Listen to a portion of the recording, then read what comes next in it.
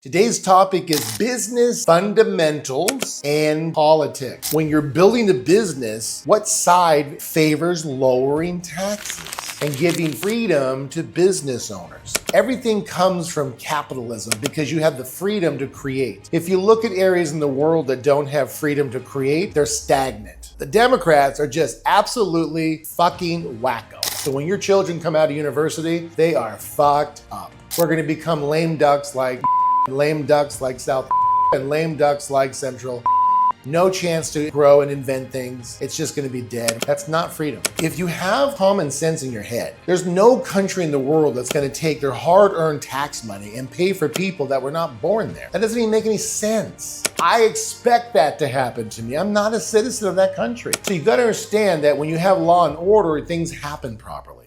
Hi everyone, welcome to the Digital Entrepreneur Podcast with Anthony Powell. I'm so excited to be here. Last week we had the incredible Mark Shapiro. If you did not go and watch that interview I did with him, he built a hundreds of $million portfolio with multifamily, and he's the guy. So if you're ever wanting to learn exactly how to build a portfolio with multifamily with your profits from your business, then go back, look at that podcast, and definitely click and go through his course. It's just incredible.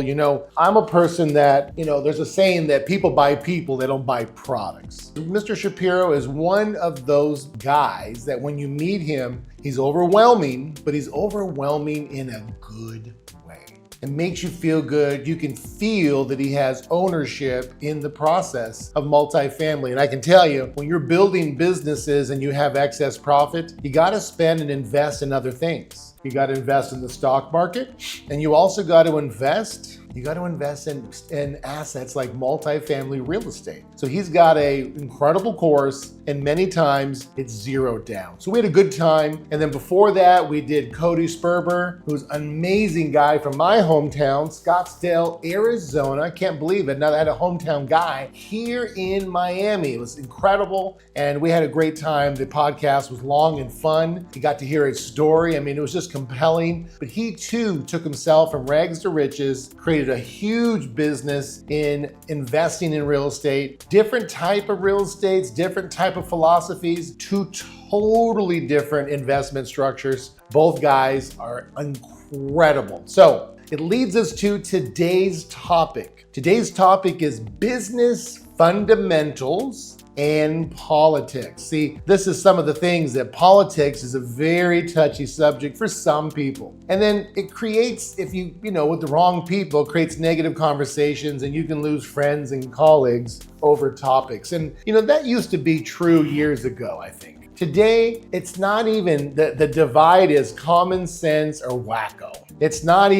We're not even really debating left and right anymore, right? I think if you have children, you don't want some man dressed up in women's clothes reading a book to your 5-year-old child. That's common sense, right? But that's where we are today. And you got to be more than ever. If you don't have kids, you got to understand the school system is an incubator for brainwashing your children. You got to be careful. I would highly recommend you do homeschooling. If you have kids or you're about to have children, do not put them in the local school system unless you've checked out the curriculum and you know exactly what's being told to them, or you're going to lose your children. This is sad to say. Can you believe I'm even saying this? I would never have said this 10, 15, 20 years ago. We went to school and they just talked about Christopher Columbus and, history and just basic stuff as a student. Today, they're totally trying to manipulate and change the culture and the canvas of our country. They know they can't get people like me, so they're trying to change the children's views. Just be on alert. Homeschool your kids if you can. I have one, and I don't have an actual one of my kids, but I have a kid that I've been mentoring that I've put him into homeschooling. He went from a D student to an honor roll student. Change your life, and you're in control of what's going in their brain. So let's move on. Politics is touchy. However, we need to get clear on when you're building a business, what side favors lowering taxes and staying out of your business and giving freedom to business owners. You see, you gotta understand, at least in our country, United States of America, we were founded on capitalism. And if you've noticed, capitalism is what invents the next wave of things, technology, business fundamentals, structure, everything comes from capitalism because you have the freedom to create. If you look at areas in the world that don't have freedom to create, they're stagnant. South America is stagnant. Mexico, Central America, stagnant. Europe is done, stagnant. There's parts of Asia that are exploding because they have the freedom to have capitalism. But if you ever look at this, why would someone ever want to be in socialism? Well, no one really wants to be. You get trapped because they start giving out these little lures called free benefits and free this and free that. And what happens is they start to enable people. Do this and you don't have to work for it. And that's the trap. And then what happens is they know if they get enough of those little bodies feeding off that mentality, eventually they'll switch it to where the power goes in the government and out the power leaves the people. So you got to be really careful. You know, in our country, we came really close to socialism, and you want to write this down. Everything socialism touches collapses. It collapses. It destroys it. So you've got to, if you're in the USA or if you're moving to the USA, you've got to understand, you've got to protect capitalism. Because why would you want, if you've been working 15 hours a day, 7 days a week, and then losing money, and then all of a sudden, after hard 10 years, you make money, and now you got to have an increase in tax because they're going to give it to someone who doesn't want to work? That doesn't make any sense. So what you got to really understand is that everybody has 2 arms, 2 legs, a brain. Everyone that can move can work.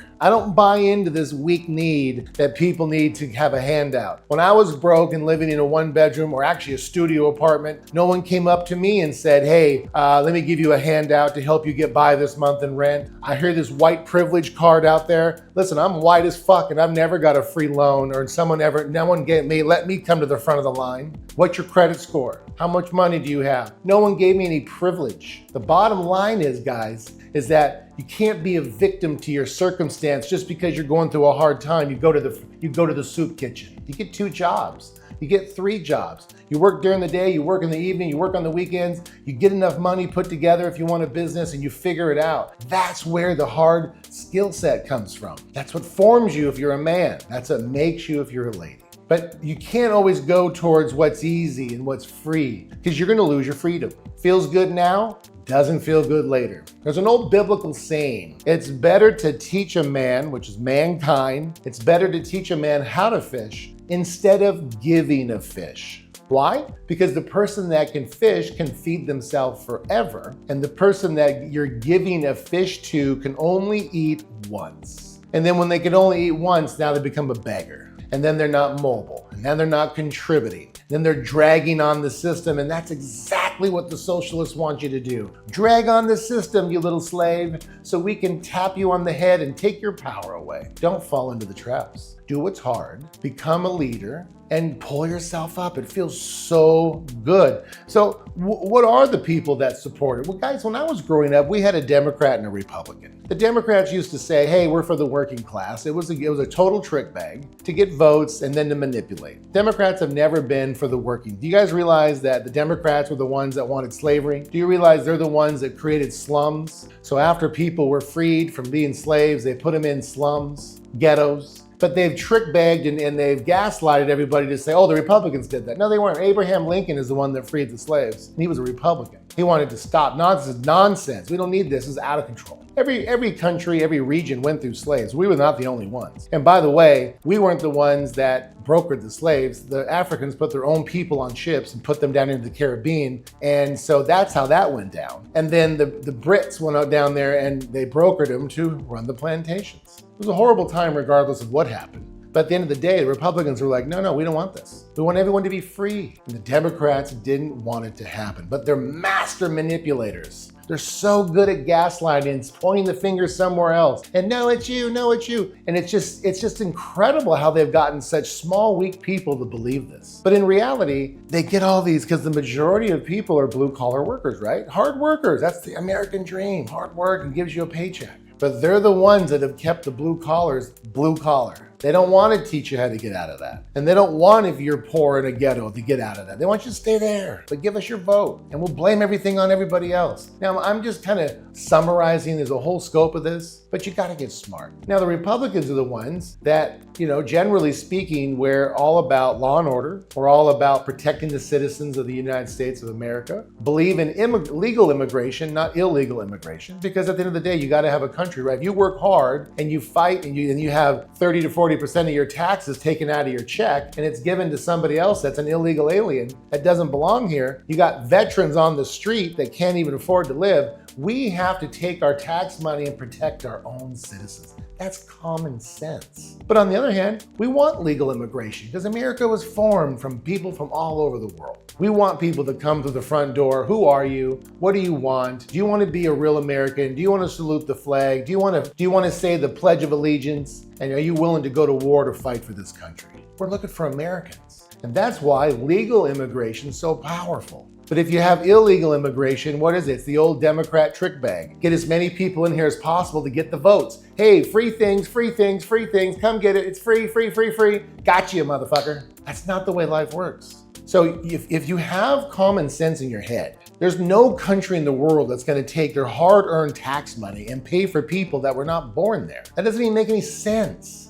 I've been to 90 countries, and the minute I get there, where are you staying and when are you leaving? It's common sense. And if I've stayed a couple times in a couple European countries a week later and they were coming to get me, it's time to leave or we're gonna put you in jail. It's serious, it's called immigration. It's just that's the way I expect that to happen to me. I'm not a citizen of that country. So you've got to understand that when you have law and order, things happen properly. On the other hand, you have what's called chaos. And chaos disrupts the canvas of a country, okay? Now, the Republicans have always been about reducing the taxes of business owners. Why? Because if you have reduced taxes, they're able to take their profits and invest it back into their business, hire more people. If you hire more people, there's more groceries purchased, there's more cars, houses purchased, which floods and increases and runs the economy. 62% of our economy is consumer driven. It could be 70% of our economy is consumer driven. So when you allow money to flow, you have an increase and you have a stronger economy. What the Democrats want to do is tax the business owners, which reduces their income, which lays people off and slows everything down, and blame all the business owners and the Republicans for doing it. I mean, it's been a pump and dump game forever. That's just kind of been the separation. Now what we have is the old Democrats are now the new Republicans, and the Democrats are just absolutely fucking wacko.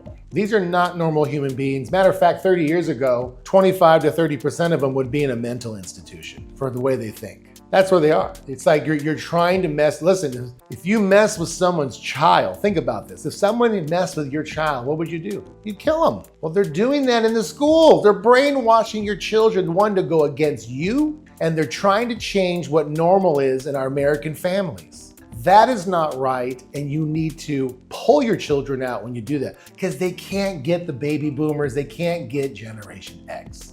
They know it. Where do they go? K through 12, and definitely the universities. So when your children come out of university, they are fucked up. Oh no, we need to read, transvestites need to read to our children. What the fuck are you talking about? Everything goes. What? No law and order? People get put in jail. You can steal up to $1,000 a day? What? It's like the movie Purge. It doesn't make any sense. It's common sense.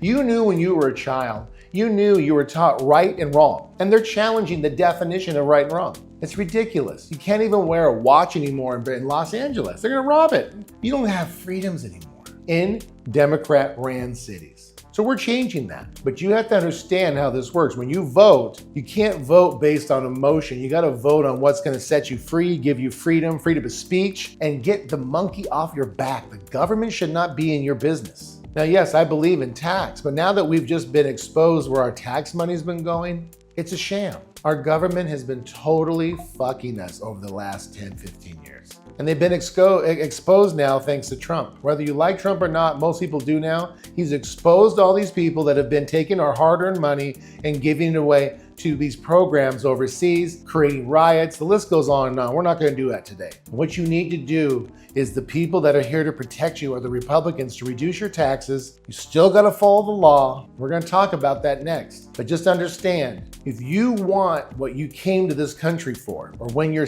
ancient and your ancestors came to this country, they didn't stay in their homeland because it was better there. They came here because of the promise of the future. The future is gone if you don't protect freedom of speech and the opportunity to have free enterprise. It's over. We're going to become lame ducks like Europe and lame ducks like South America and lame ducks like Central America. No growth, no chance to grow and invent things. It's just going to be dead. And we're all going to sit here and suck on the government's ding dong. That's not freedom. So when you have a business, understand you need the most amount of money possible to put back into advertising. So if you don't have the money because someone's taxing your money and your heart, guys, your 15 to 18 hours a day, 7 days a week is being given to someone who's able-bodied to work, and they're not willing to work because they're full of mental disorder in their head. They're making up a fake narrative so they can get free money. They need to go out in the street and they need to get a McDonald's job and they need to get some other job in the evening. Learn what it's like to suffer. I suffered. I've had my lights turned off. I've eaten tuna fish out of a can. I've had top ramen. I've done the whole thing. I didn't go ask for the government for an EBT card. I didn't go ask for welfare. I didn't ask for anything. I went and got another job. And you know what? Didn't feel good. But it sure did feel good when I looked back at my life and I said, fucking A, thank God I worked 3 jobs to get myself out of this very stressful situation because I learned something from it. That I'm able-bodied, that I can be independent and not depend on anybody.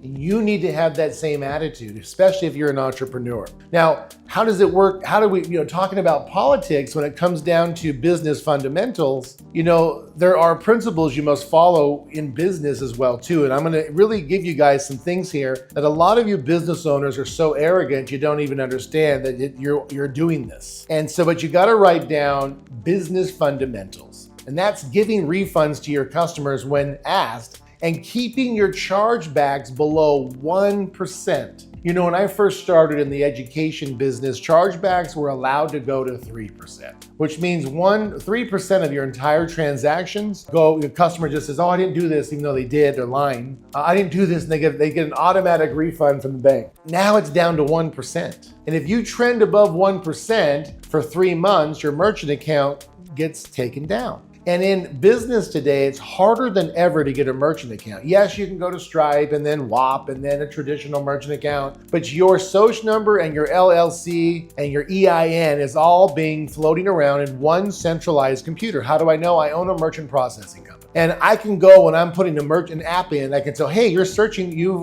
put an app in 5 other banks. Oh, how did you know that? Because there's a centralized computer out there system that allows you to see where all these apps are being submitted to. So you got to be very careful. You can't say, oh, screw them, I'm going to get a new merchant account. It doesn't work that way anymore. You can't put your mother's name on a merchant account anymore and get a new one. They'll find out. They'll shut you down, hold your money immediately. So you've got to be a person, a business owner that takes individual responsibility for giving refunds and watching your chargebacks. And really what refunds and chargebacks are, okay, if you're getting a lot of them, it's an indicator that people are not happy with what they're coming for. See, because they already came here because of why? Whatever you put out there in marketing, whatever the messaging was, oh my gosh, that's exactly what I need. It's going to solve my problem. It's going to reduce my pain. So they came and responded. But as they consumed your tangible product or your digital product, they soon found out this is not what I thought it was. So they want a refund, and if you don't give it to them, they're gonna give you a chargeback. Now, just keep in mind, you got charged, let's say 2 to 3%, sometimes if it's a high risk business, up to 5% to run the transaction. So if you're in high ticket sales, it's already $200 transaction fee. Plus, when you do a chargeback, they're gonna run the transaction fee all over again to refund the money. So $200 again to transact, plus a $40 chargeback fee, plus the refunded amount. Now, if you just would have handled your help desk and talked to the person, they wouldn't have done a chargeback and you wouldn't have had to do all those extra charges on top of the refund. But what happens with business owners is they go, oh,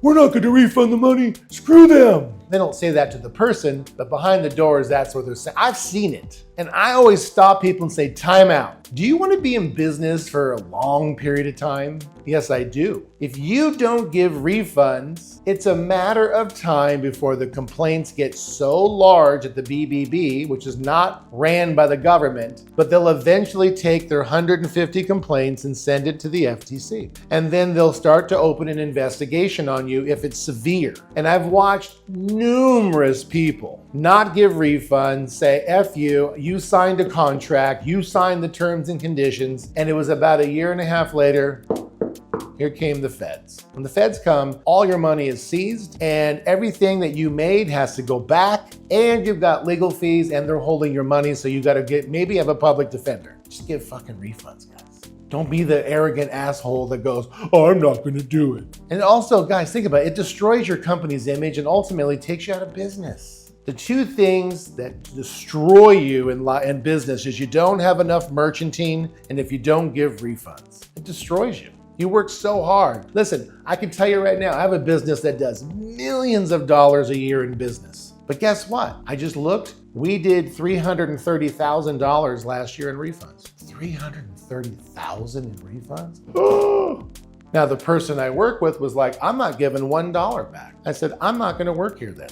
Okay, so like we said, this destroys your company's image and destroys your image too, and you're out of business. So when giving refunds, here's a couple things I would definitely recommend you do. If you don't want to give it, give the money. Please, for your sake, you're gonna thank me later when you're in business for 5 or 10 years, or maybe you are always that guy or girl that's just, you're a hard ass for refunds. Remember, there's indicators in business. This is an indicator people are not coming and getting what they came for. They don't like it. So rather than to take offense for it, clean it up. When people leave, here's what I always do. You're gonna think this is crazy, but this is one of the greatest things I could possibly give you. Send them an email and thank you for their time. Thank them for their time. Thank you for giving you the opportunity to serve them. And say, if you wouldn't mind, please write out how and what happened so we can better ourselves. So in the future, if we can ever serve you again, we're here open arms waiting to serve. Always give that. Thank you for considering us. Thank you for coming to us. Thank you. And we're glad to give you a refund. We're sorry this wasn't what you wanted. Please tell us what happened so we can better ourselves. And we would love to work with you again in the future if you ever want to do X, Y, and Z. When people get these types of emails, instead of getting a wall or a fist, they're gonna want to work with you guys they're gonna go, gosh, that was really nice. So maybe it wasn't for them, but when they're sitting at a dinner some night, they're going, you know what? You want to do high ticket closing? There's this company. They're the nicest people. You got to click on this link and go do it. Because you got to always write this down. Always leave people feeling good. Always. No matter if you're right or wrong, always serve people and make them feel good. Bottom line is, send an email aligning with them since they have a bad taste in their mouth to make them feel good, because one negative person can talk to 100 people. If you send the email thanking them, like I said, it builds a relationship, makes them feel good, and long story short, you're gonna win in the long run. You're gonna save your image, and you're gonna give people an opportunity to perhaps come back someday, okay? So once your business gets to a certain point in sales volume, you need to make sure then you start lawyering up. You gotta get the old thing that I don't like is lawyers. There's two things I don't like, liars and lawyers. You gotta have a lawyer when it comes to business. Because when you get to a certain volume amount, you start to get more eyeballs on you. You gotta make sure that you're following the letter of the law to a T. Terms and conditions, right?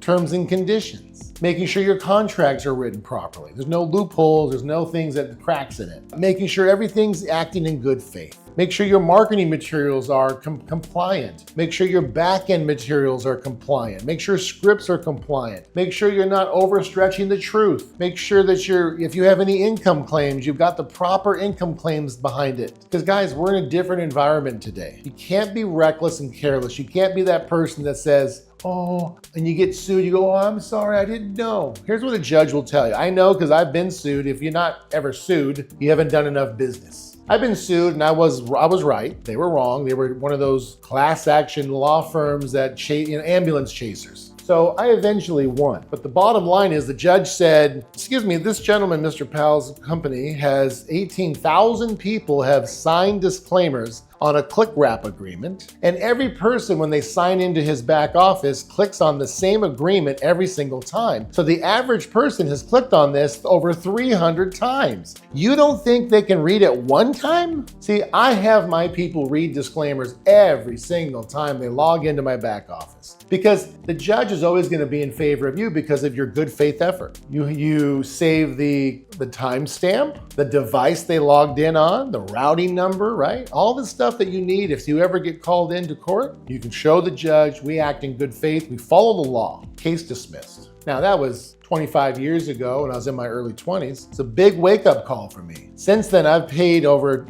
about $10 million in legal fees, not because of being sued, to keep myself legal. I want to sleep at night. Now, you're not going to spend $10 million. I did because I've done hundreds of millions of dollars in business. But you just got to make sure that every part of your business is legit. Don't be the person going out there and copying and pasting everybody else's agreements and putting them together. It doesn't work. People can tell it's been patched together. Understand the law. It's the part of business that sucks. But if you understand the law, you know what to not allow your salespeople to do and to do. You know what not to have your customer service people do and not do and do. You need to take individual responsibility for your business. Last couple of things I want to talk about is making sure you're keeping good records. Make sure you've got your QuickBooks and everything. You just every month or every day when you sit down, close up shop, any expenditures and any money you've made, just put it in your QuickBooks daily. Daily's easy. If you do it quarterly, it takes hours to find all the inputs and the receipts and the credit cards, and just do it daily. You can hire a bookkeeper for $500 to $1,000 a month if you don't want to do it yourself. I pay just to have someone input my QuickBooks. I pay $1,000 a month. When I was small, it was $250 a month because there was nothing to input, just a few hours a night. I mean, one night in a month, she said, "Oh, come in once a week and input the weekly stuff." Oh, okay. It was $250, like I think, or $300 a month. Just don't wait, because if you wait, then it's $4,000 for the year, and you want to make sure you get everything as a write-off. Because at the end of the day, you want to keep good records, because you probably won't get audited. But if you do, you have all your receipts and everything is perfectly in line, and you have the opportunity to always show in case you get audited. Here it is. I got audited one time. The auditor walked in my CPA's office and looked at our records and went, "I'm not going to audit you guys." Why? Because I already know you're right. How do you know that? Because your records are so watertight. The people I audit are when I go into their business and it's a freaking train wreck. I already know I'm going to find everything that's wrong. We're not going to waste our time here because your books are so amazingly done. Great job. Closed. Now, that can't guarantee that's going to happen to you, but I can tell you when I listened, when my CPA and the IRS officer sat down together, this is years ago too, he said, these are the indicators for us. Now, I can still choose to go down the road and find $1,000, or I'm going to go find someone that's not organized and find $100,000. See the difference? I went, yeah, I understand. Thank you so much, sir. Thank God I paid the money to have my books done right.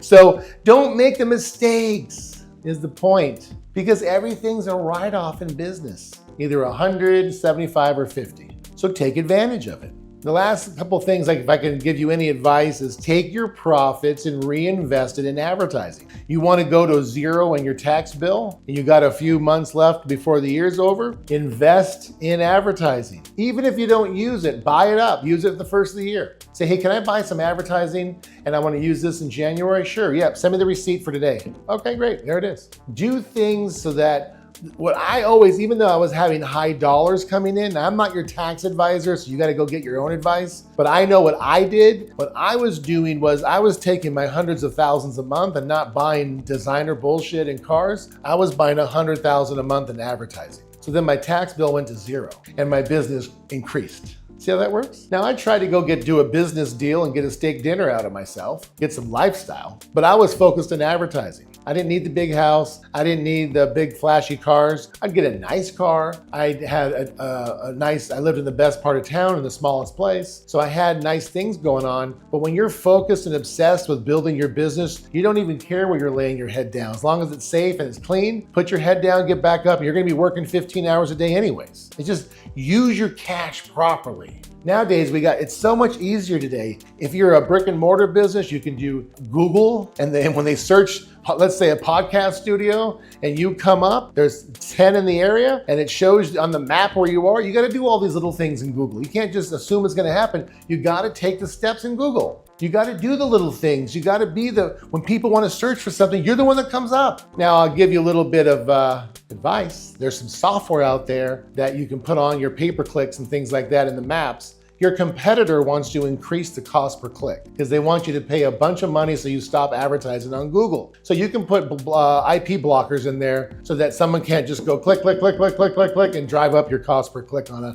pay-per-click or Google Maps. But you can pay the money out there, guys. You can do little things that will get your name out in your local area, or if you're a digital business where it doesn't matter where you locate, you can do things now on social media you couldn't even do 15 years ago. See, I had to do car flyers, pull tabs by mailboxes, and put signs out on the side of the road. Thousands of them. And then once I got enough cash, then I went to television and radio and played with the big boys. I did email, text messaging, back when fax machines were around. We did fax blasts out there to companies. I've done it all. You name it, I've done it. I've done the sides of buses. I've bought old vans from dairy farms, and then I'd wrap them. So I get them for like $500. They don't even barely run anymore. And I'll wrap the van and park it coming off the freeways with my name and website. It looks like a brand new van because I wrapped it. But people, there's 1,000 cars lined up coming off the freeway, and they're looking at my van. Oh my God. Nowadays you can put a QR code in a website. They go boop.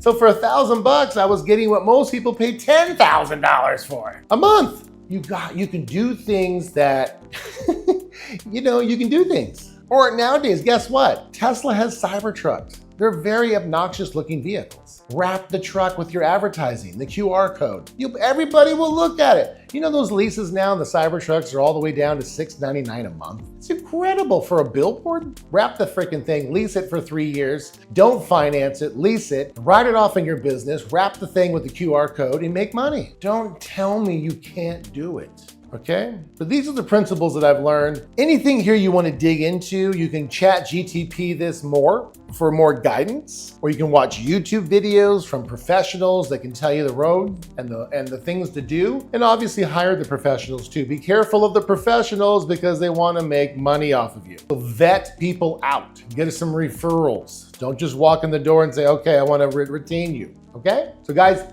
I hope this helped you today on politics and some business fundamentals and some things to do. It's not the funnest topics, but they're definitely topics if you know now, you know some things to take advantage of, and you also know how not to get hurt along the way of building your business.